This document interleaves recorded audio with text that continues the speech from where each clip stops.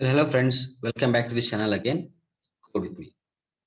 So friends, in this session, we will be discussing about how to introduce yourself. How do you introduce yourself to another person? Tell me about yourself. See friends, I assume that you guys are aware this is the commonly and first question that will be asked to the every single candidate who sits for the interview. And I also assume and I'm also aware that every candidate will be well prepared for this question. So in this video, I'm gonna explain you how to introduce yourself when this question is asked you. So in this video is all about how do you start to introduce yourself and how do you end and how long you should take. Okay. So before directly jumping to the video, friends, if you still not subscribed to my channel, make sure you subscribe channel and hit the bell button icon so that you'll be never missing my new updates. Okay. So friends, as I said before, this video is all about how do you start yourself? How do you start the answer for this? When the question is asked, tell me about yourself or introduce yourself, the question really is how do you start and how do you end? So this is one of the most biggest question that will be running in every candidate's mind. How do I start? Where should I start? How should I end? Where should I end? This is the commonly question that will be running in every candidate mind. Okay, so before directly jumping to the core part, friends, I would recommend you that please do not drag the answer of introducing yourself more than 90 seconds. Let you know why. Because even if you drag more than 90 seconds, the interviewer will listen to the only information that he wants to know. Even if you are trying to explain yourself, that is completely none of the information that is not included to the profession. If you are trying to explain yourself much more than needed, so the interviewer will not listen. He only listen to particular information that he wished to listen. Okay, so I assume you got my point exactly what I'm telling you. So starting with, so when this question is really asked to you, tell me about yourself or introduce yourself. So I assume guys, you guys are aware about the sitting posture and dress sense. So I don't want to drag about that. So tell me about yourself or introduce yourself. So when this question is asked to any of the interview, either he might be an executive or he might be a CEO, he might be a HR, he might be a manager. No matter who it may be, friends, I will recommend you to start with thank you for giving me this opportunity. So let you know why you need to add this sentence. Thank you for giving me this opportunity. Listen, friends, by explaining this sentence, thank you for giving me this opportunity, that shows that you are not only respecting the profession, perhaps you are also respecting the person who has asked this question. So thank you for giving me this opportunity. That shows that you're significantly respecting the person that he's answered to you, and that also shows that that you are very interested to share your information to the person that who is asked. Okay, and starting with thank you for giving me this information and myself name, I mean your name, and I'm from India and I am 27 years old. So as soon as you come across thank you for giving me this opportunity, myself name, and I'm from India, I'm 27 years old. Okay, so this is your basic self-introduction, be followed by your name. You start with the name as usual. Okay, and next important thing we have to come across is your education.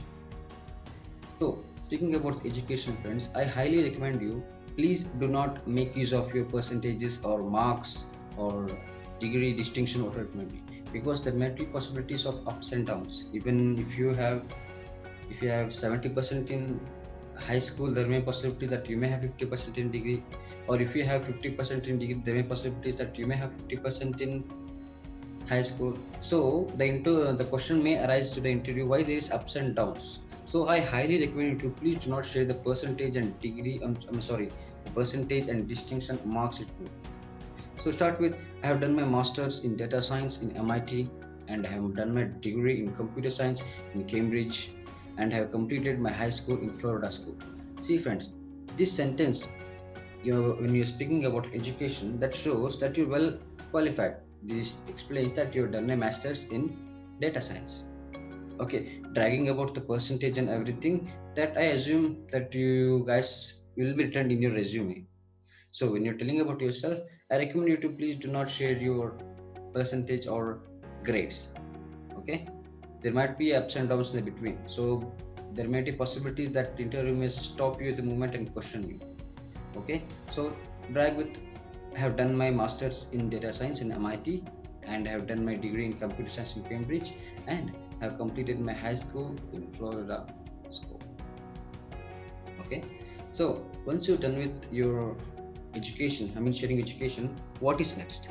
See friends, there are two types of candidates. One is experienced and one is freshers. Okay, so there might be possibilities that freshers have no experience to share. So in this scenario, what has to be shared? Okay, so I'm making two columns: experience about. If you are experienced, where do you start after sharing your education? And if you're a fresher, where do you start if you have no, if you don't have any experiences? So if you have experiences, friends, I recommend you to start with. And speaking about my experiences, I do carry 5 years experiences working as a data science engineer in X company. Okay, so if your experience is friend, so I recommend you to start with, I do carry 5 years experiences working as a data science in X company. So if you are a fresher, and I'm sorry, speaking about experiences, even if you carry more than working in one company, you can add that in your answer. Okay, and if you are a fresher and you do not carry any experiences, that doesn't mean that the answer becomes short. Okay, so if you're a fresher, let me to explain this way. I do carry certificates which I have been trained on programs and algorithms, or if you have any achievements that is completely useful to the profession that you're giving interview on.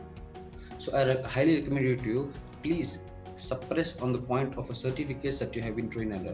So that will be creating a new impression to resume, as well as you, as well as the person who is listening to you.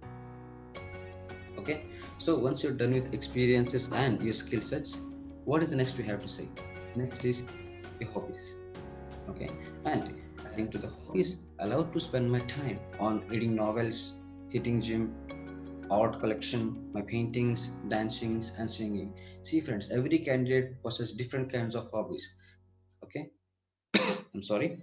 See friends, just because you want to get into the company doesn't mean you have to add the hobbies or the information that is you are not at all concerned about, or not at all you have no idea about the particular thing which I have added.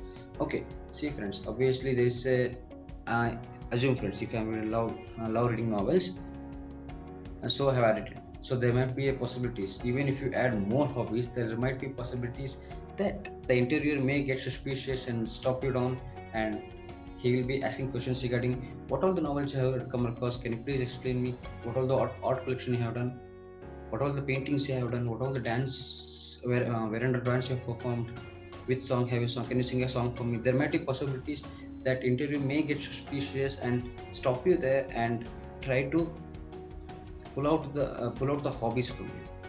Okay, so I recommend you to add those particular hobbies which you're interested in, or particularly that is your real hobbies. Okay, and how do you end it? Last is about my strength and weakness. I'm a multitasker and sometimes I'm overly professional. See friends, I assume that you guys must be wondering, okay, is it good to it is good to share the strength, I'm a multitasker. Okay, is it good to share the weakness? There may be possibilities that interview may look us down. See friends, when you're sitting an interview, having a couple of conversation, that shows how openly that you're interacting to the organization or to the person who is listening to you. Sharing your single weakness, that doesn't mean that he will completely look down on you. By sharing a weakness like I'm overly professional, that shows that he is, there is a thing that which has to be worked on.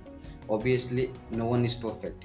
Even as soon as you enter the company, you will be starting with the training. No one will be starting with the advancement of technologies. So even if you get the job, it's okay, no issues. And most importantly, after you're done with that, if you fail the interview, I recommend you to please do shake the hand of the interview who are giving this opportunity. And if you pass, that's the secondary. And if you fail, I recommend you to kindly please exit the interview room with a gentle smile, the shaking hand, and hopefully that you will never perform this mistake again. Okay, so friends, Thank you. Thank you for watching this video. And if you like this video, make sure you like, share, subscribe. Thank you for watching. Have a nice day.